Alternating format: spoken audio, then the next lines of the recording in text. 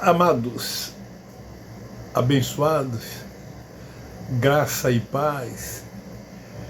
Hoje, 14 ou 14, como queira, de fevereiro de 2025, 8 horas e 30 minutos, ou 20 horas e 30 minutos, eu estou aqui e quero lhes trazer mais uma revelação do Evangelho da Graça de Deus, a sã doutrina, o alimento sólido, a palavra da verdade, que os religiosos detestam, pois são alimentados com leite e não com alimento sólido. O alimento sólido, ele é tão somente para aqueles que o véu foi tirado, para aqueles que não têm mais a mente cauterizada, que os seus olhos espirituais foram abertos e que hoje se submetem tão somente ao Espírito de Deus, que é o Senhor. E então, guiados somos e dirigidos por Ele. Não há homens simples mortais, com nenhuma autoridade espiritual sobre nossas vidas. Nós nos libertamos de preceitos de cada um deles, dos seus achismos e dos rudimentos que ainda trazem sobre os filhos de Deus, que ainda permanecem aprisionados nessas sinagogas. Não é o nosso caso, fomos libertos. Hoje reinamos em vida. Não temos mais sentimentos de culpa, porque não somos carnais. Não temos consciência pesada. Sabemos que somos espirituais. Hoje eu quero tratar de um assunto que fala acerca dos lobos devoradores. O tema é: os templos são ambientes propícios para os lobos devoradores. Eles não abrem mão das sinagogas. Para eles não tem como servir a Deus sem um espaço físico. São os templos que eles chamam de igrejas, com as mais variadas nomenclaturas denominacionais. Eu ando muito, caminho muito, e eu fico olhando para as placas, e cada uma tem um nome diferente da outra. E surgem sempre novos nomes. Esses lugares, para eles, são casas de Deus. Eles dizem que lá Deus habita. Por isso que eles frequentam esses lugares, se reúnem principalmente no domingo, conhecidos por ele como o dia do Senhor. As pessoas são muito religiosas e não abrem mão de frequentarem esses lugares, principalmente aos domingos. Elas não têm ainda o entendimento, porque o Espírito Santo ainda não lhes abriram o entendimento. O véu continua posto. Eles leem Moisés e eles se sentem bem dentro desses lugares, mesmo com fardos, com julgos, com todos esses rudimentos atados sobre eles. Aqui no livro histórico de Mateus, no capítulo 7, a partir do versículo 25, O Cristo Nazareno fala acerca dos falsos profetas. Naqueles dias haviam os falsos profetas. Hoje também não tem sido diferente. Há muitos falsos profetas. Talvez você pense assim: se há falsos profetas, há também os verdadeiros profetas. Não há profetas mais. Quando eu aqui digo que nos nossos dias existem os falsos profetas, é porque eles se intitulam profetas. Eles se dizem anjos da igreja. Eles se dizem ungidos de Deus.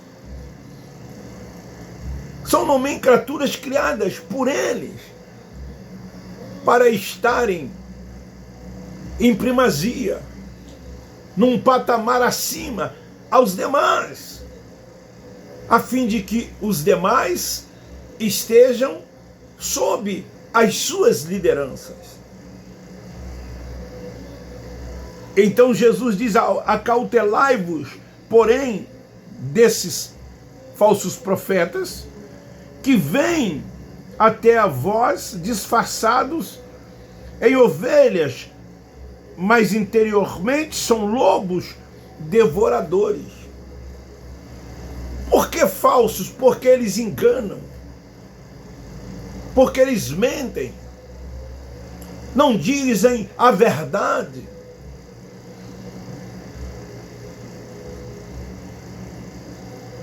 Criam nas pessoas que lá estão falsas esperanças.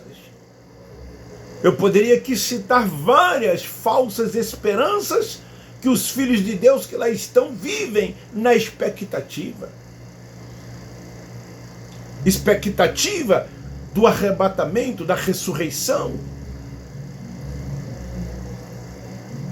da vinda de Jesus, da sua volta. As pessoas acreditam nesses ensinos dados por esses homens que se auto-intitulam isso ou aquilo. As pessoas estão sendo enganadas dentro desses lugares. As pessoas acreditam num inferno como lago de fogo e tormento eterno. Elas acreditam em Satanás como um ser espiritual. Acreditam em grande tribulação, no juízo de Deus que, segundo eles, ainda virá. E em tantas outras coisas ensinadas por eles dentro dessas sinagogas. Mas eles se sentem bem, porque estes templos são propícios para esses cães gulosos, para esses lobos devoradores. Porque os filhos de Deus que lá estão, nós os chamamos de filhos, mas os seus líderes os chamam de ovelhas. Nós os chamamos de filhos, mas eles os chamam de servos. Eles são os seus senhores. Os filhos de Deus que lá estão são considerados ovelhas do rebanho desses tais pastores. Então esses ambientes são propícios para eles. Arrancam dos filhos de Deus que lá estão tudo o que puderem arrancar para lhes proporcionarem bem-estar. Vocês sabem do que eu estou falando. Então, naqueles dias, o Cristo Nazareno comparou os falsos profetas. Jesus disse para eles: eles vêm até a vós vestidos como ovelhas, para enganar e devorar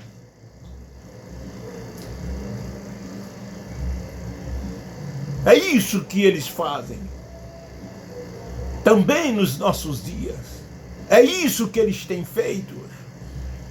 Esses templos nunca foram casas de Deus, lugar de adoração. Deus nunca habitou nesses lugares. Lógico que eles vão pegar vários textos bíblicos para tentar comprovar isso. Como Salmo 23, versículos 6, 7 e 8. Como Salmo 27, versículo 4. Como Salmo 122. Como em Hebreus também. Tudo para justificar a permanência dentro dessas sinagogas. Os templos em que Deus habita somos nós. O templo da habitação de Deus é espiritual, não é mais físico. É dentro de cada um de nós. Nós somos o tabernáculo, a habitação, a morada desse Deus que é Espírito. E nós o adoramos em espírito e em verdade. Prestamos a Ele culto racional, com inteligência.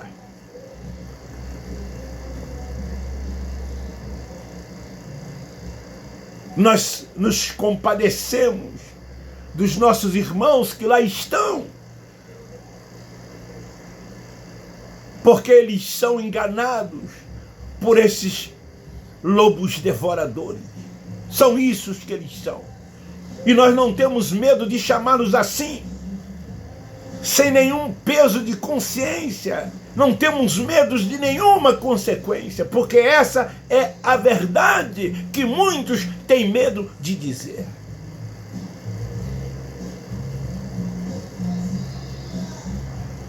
Nós somos todos iguais. Você é meu irmão, assim como eu sou seu irmão.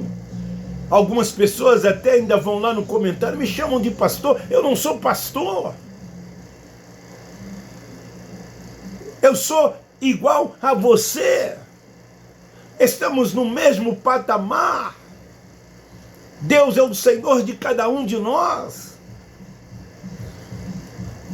Mas não é assim que eles dizem dentro dessas sinagogas.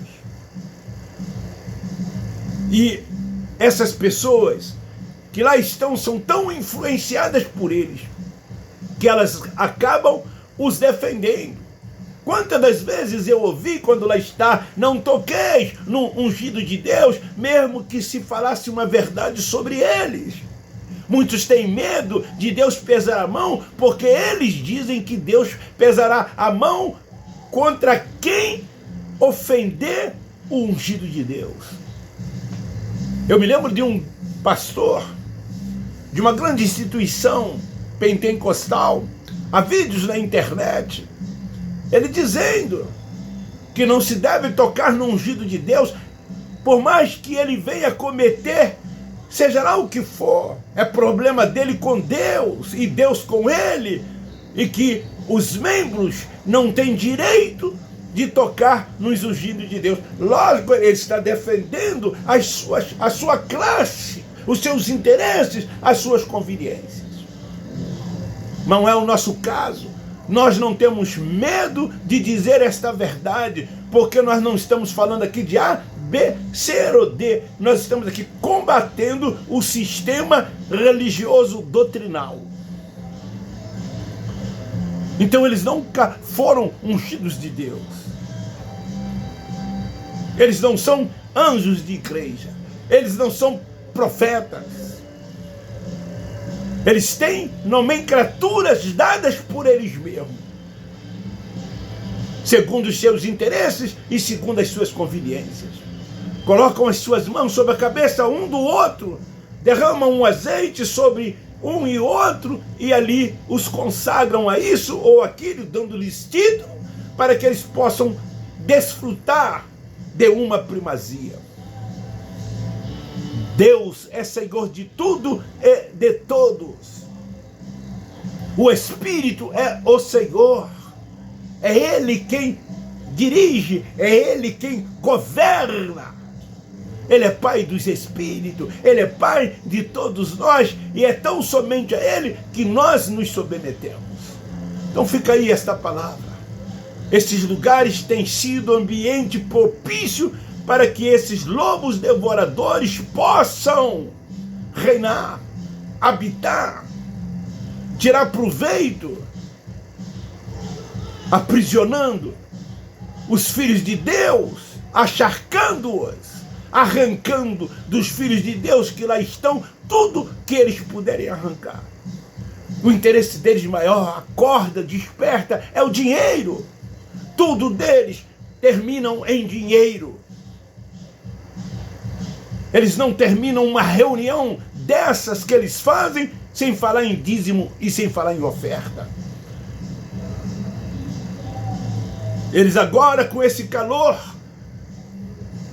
de quase 40 graus, estão nos seus ar-condicionados, enquanto muitos dos seus membros não têm nenhum ventilador, quanto mais um ar-condicionado.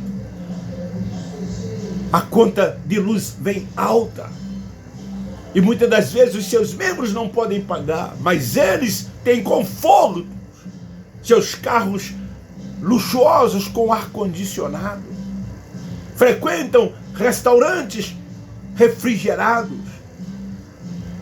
Enfim, o assunto não é este, o tema não é esse, mas estou citando essas coisas porque fazem parte dos seus interesses e de suas conveniências. Então eu encerro dizendo e afirmando: os templos são ambientes propícios para os lobos devoradores. Acorde, desperta, tu que dorme. Desperta. Acorda espiritualmente, você que está morto. E o Espírito Santo te esclarecerá, te dirigirá, te guiará. Submeta-se tão somente a Ele. Então, eu quero pedir a você que me ajude a divulgar esta palavra. Quem sabe alguns deles ouvindo, através do entendimento dado pelo Espírito Santo, o véu possa ser tirado. Quem sabe? É isso que nós esperamos, é isso que nós queremos. Forte abraço, beijo no coração. Eu termino dizendo: nós da graça de Deus amamos vocês. Se sinta abraçado por mim.